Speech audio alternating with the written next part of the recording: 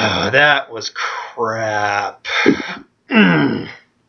So, Vacation, the rebooted sequel of the National Lampoon. I don't know. It's more or less a sequel 30 years after the original, which we've been seeing anything. Those sequels so many years later aren't flying that well.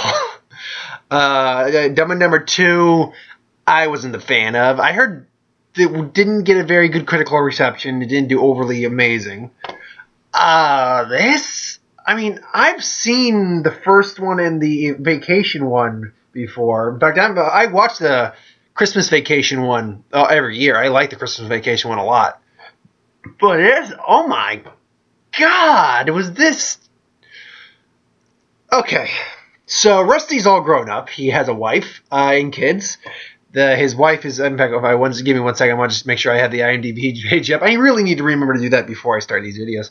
But I was in the mood. A mood. Oh, man. So, Vacation 15, or 2015. Whatevs. Yeah, I abbreviate. I don't like, while waiting for this load, I'm not a big fan of that whole abbreviated slang crap.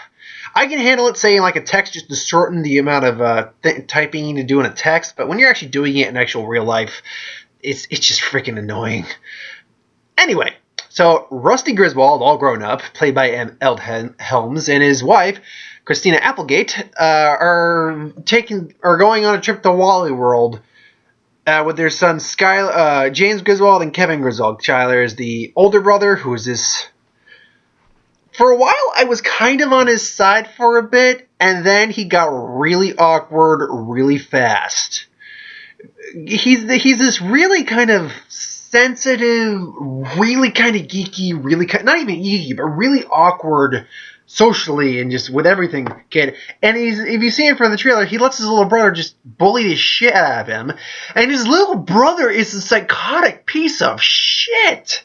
He really is. I don't care how it acts at the very end there, where he gets his comeuppance and, it's the tables are flipped and they're a family and all that crap. I don't care. This little son of a bitch needed the shit kicked out of him from the get-go of this film. He tries to kill his brother on several occasions. He's just nothing more than a little arrogant, little whiny brat that needs the crap kicked out of him. He pissed me the fuck off, folks. And his comeuppance isn't even that freaking entertaining. When the older brother stands up for himself, it is not that gratifying at all because you really don't care much about these characters. Ed Helms is creepy as fuck in this movie, man. He's just got this creepy, psychotic look on his face half of the times, and he's just awkward as hell when he's just...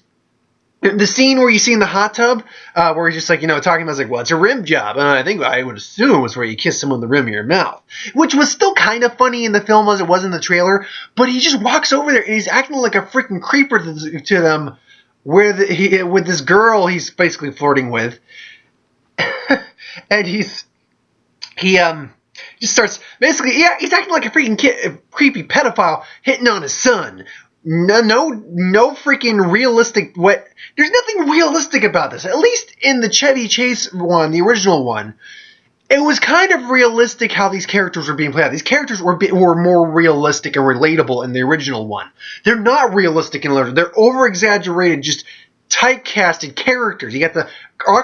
Granted, it's reversed. It's got the awkward older brother who's getting beat crap kicked out of him by this psychotic, foul-mouthed little piece of crap who causes enough shit on his own that, they get run down by... There's so many subplots in this, too. There's a freaking ongoing plot with this trucker with a bear attached to his truck, which I will say, I was wondering who was going to be the trucker because I figured we were going to see who the trucker was.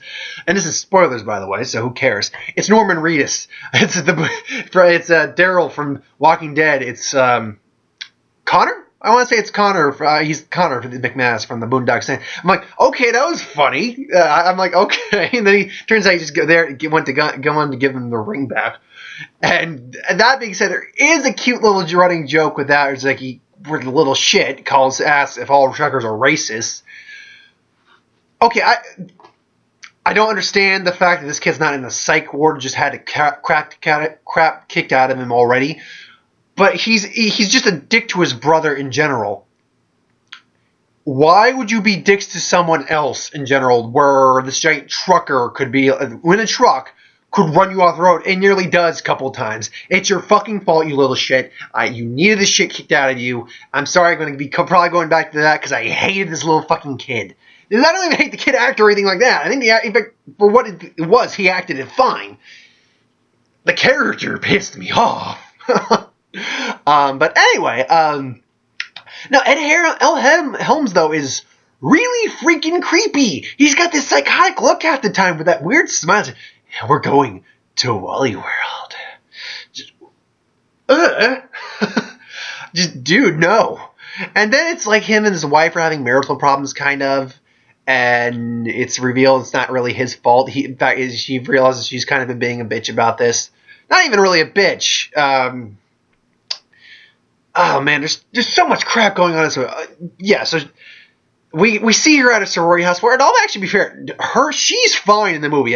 Christina Applegate is actually fine in the movie. In fact, she's even kind of funny at points. There's a scene where she goes back to her old sorority and tries to do this challenge she invented and fails miserably. They're like they keep at some point trying to have sex in weird, interesting places and do interesting things to spice it up, get some spice back on, and it keeps going. So there is a cute joke with, and I'm ripping on this too. I was ripping on it, but I won't say it's actually god awful. It's bad, but it's not god awful. There are some redeemable, not even redeemable. There's some funny moments in it, and one of them is trying to have sex on the Utah, New Mexico, Arizona, Nevada border, which is where all 4 states meet, and then these cops come in. I don't know who 2 of them were. One of them was Michael Pena, who was quickly becoming a very go-to actor, and a very likable actor, too. I really like Michael Pena. And then, oh, God, wait a minute. Where was she? Oh, come on. It's Dee from Always Sunny in Philadelphia, which I found amusing when I recognized who it was because, wait a minute, okay, there's the Colorado... Was she Colorado? Caitlin Oslin. There we go. Which is funny because Charlie Day is in. I knew Charlie Day was in the movie. He plays this guy who's giving them a tour on the river for the Grand Canyon, and it quickly goes south when his fiance dumps him over the phone. So he's basically being suicidal and gonna try to take them with him, and it goes off a freaking waterfall. That was pretty fun. The side characters are actually okay, especially Chris Hemsworth. Chris Hemsworth is. I really love Chris Hemsworth in general. He's great. He's just, I think you're about as a hero. He flies and keeps them safe. It's like he predicted the tornado would kill 2,000 people, so he saved 2,000 people. That's like Pearl Harbor. So he pretty much prevented Pearl Harbor. Yeah, no. He feeds this cow ribs. It's like that. Isn't that cannibalism? Yeah, that's cannibalism. He freaking decks a cow. Which that whole scene with them on their ranch was actually pretty good, mostly because of Chris Hemsworth being there. But that's when the movie actually did start to go up to me in degrees. Really when their car basically broke down and exploded, which was interesting alone. The car I can't even remember where the car was from, but it was this really weird car with so many different things. It had mirror there, had electric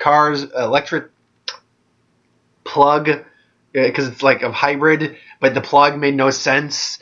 The cars eventually, the seats rotated all the way around.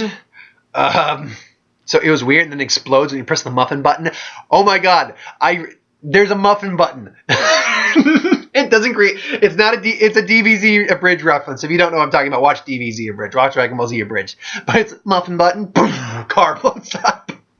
But right there, that's when the movie actually started going up, in my opinion. Because Rusty at this point, Ed Helms. I think Ed Helms can be funny, but he's a better supporting character than he is a main character. He's not very good at leading this movie. But there, when we're actually seeing that, he's done all he can, he explains that, I could take, he works on an eco line, not like a major regional line. Airline. He's a pilot. And he talks I could take that. You know why? No, because I don't want to be away from you and the kids that long. I'm happy. I have everything I want. But fuck it. You're on your own. He just keeps kicking tumblings at things. And that's where the character changed. We really do see this guy he's Chevy Chase. He is. He might be kind of awkward and kind of weird and kind of dirty, kind of like his old man a little bit. Chevy Chase and who was the other one? Clark and Beverly D'Angelo. They come back. They make a cameo at the end. And my God, Chevy Chase got fat and old. I'm sorry. I like Chevy Chase. He's an asshole, but I like him. He got fat and old, man. Holy crap. Still, they don't have bed and breakfast, and he's kind of just this shitty guy who owns his bed and breakfast. But no, because that's when we see the little bit of drama that's going, not even drama, a little bit of like familia, the family bonding thing actually really come to head, where, you know, we get like revealed that like Chris Hemsworth and his wife. 1 second. Oh God, it's not. Was it Chris? No, it wasn't Kristen Wiig. I know who the actress is too. Chris Hemsworth. Where the hell are they? Oh, okay, Stone Crowd. Oh, okay. Leslie Mann. That was it. Leslie Mann and Chris Hemsworth. She plays Audrey Crandall, who's the Rusty's sister. Realize they don't have a good marriage. They sleep around each other all the time. All that crap. He makes a joke. He's like, "You don't ever work again," but I ain't gave you purpose. Not on my watch, honey. Because they don't have a good marriage, and then it really puts things in perspective for Christina Applegate, who goes into when sees that Rusty found out her copy of The Help is your marriage dying, and then Rusty's just like, "Are we really bad?" It's like, no, it's not you.